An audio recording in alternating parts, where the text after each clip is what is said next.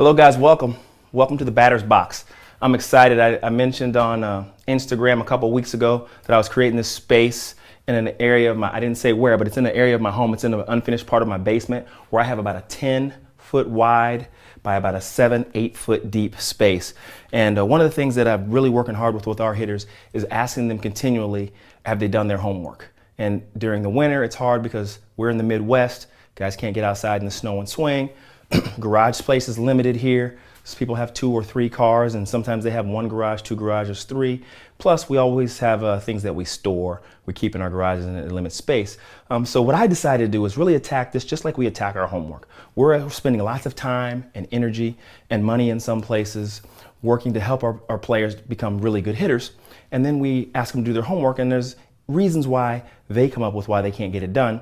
And so I decided, just like I want myself to have a dedicated space, a desk, where I can put my laptop and go to work to do my work, just like I have a dedicated space for my son to do his homework, I should start creating and help people create a dedicated space for their hitting homework. So what I did is I took some old turf that I had laying around, I took some old netting, which you don't see because when my son is able to hit here, I hang it about right here. It comes across, then he's inside of this space where balls can't come out and he can hit this way. And then because I decided, hey, I'm gonna really use this space on a regular basis, having a dedicated space at my home to do videos, I asked a good buddy of mine, also an old player, Paul Winters, to make this backdrop for me. And 2 old players here, Tanner Gregg and Danny Holmes, a real umpire, a legitimate catcher, as you can see, bigger than life. Have them here with me, and just to create a really good space. And here in this space, we're going to talk about hitting, baseball, life skills, and the things needed. So while I have you today, I want to talk to you about the things you're going to need for having at your space. One of the things is a bat. This is what we call a quick stick, but we use this. This is just a great thing to use for bat speed, right? My first swing, second swing down here, I don't want to make sure I didn't hit anything because I'm a little taller than my son. But I love the quick stick. Everybody thinks they need baseballs and they need to hit off a machine, or coach needs to throw to them, or dad needs to be there to soft toss to them. If you want to create bat speed, a lighter bat with a little bit of length, swinging mass effort as quickly as you can will create bat speed. So I think everybody should have a quick stick, but everybody doesn't. So just a bat. Bats work just fine. So have your bat in place. It's a great idea. Make sure you're ready to go. As you know, Tuesdays we do Tanner Tee Tuesdays or Tee Tuesdays. I love the Tanner Tee. So a tee would be nice to have in place to hit where you can get balls really driven and create your swing and get the feedback about the balls coming off your bat with backspin. If you're topping it, if you're hooking it, you can get a feel for how it hits your bat. And then balls, guys. And I would tell you this. There's a couple of things that you need to do around balls is to have a good ball. You have balls laying around, then you're in great shape. Not everybody has a bunch of baseballs. They're hard to come by sometimes. They get wet. They roll down the gutter. You left them in your parents' trunk. Have a few tennis balls kept in your dedicated space. Tennis balls are great because they don't make a bunch of noise.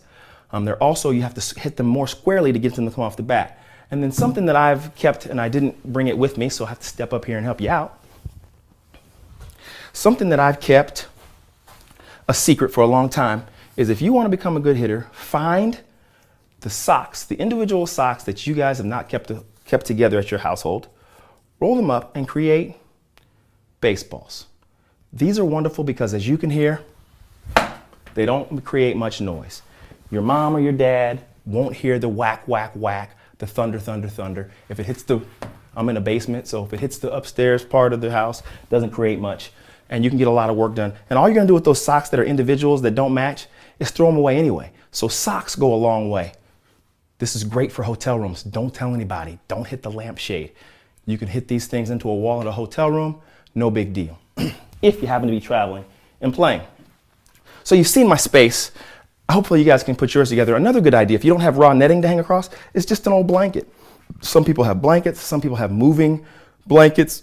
There's many things you can use, but use your imagination. Find a dedicated space to hit. Now, why do you need to have a dedicated space to hit? And here's the most important thing. People think, hey, I went to practice. I got a few cuts. Hitting is the hardest thing to do in all of sports. So I use the analogy, if you were a race car driver, you were an Indy 500 driver, and you knew you were going to drive your car wide open for 500 miles as fast as you could. You're going to be shifting gears as hard as you could. You won't be worried about the clutch timing perfectly. You're going to be grinding them and quickly moving through them and getting where you want to be when you want it to be. And you're going to bump people and you're going to do whatever it took to drive that car as fast as you could. Would you take that car off of the track, drive it into the truck, drive it to the next place, and then try to race it 500 miles the next day? Or would you go right immediately into the garage and take care of your general maintenance? Find out if everything's okay. Things that aren't okay, tweak them and fix them. I think everybody would choose to go to the garage. Well, the tee work, your swing every day, is your garage. Every time you use your swing, whether you're using it to hit a double, you're using it to strike out, you're casting your fanny out and flipping your hands to squeak in a single, you're taking a pitch, every time you use your swing, you're doing damage to it. You're up there trying to get a hit, you're not maintaining your swing.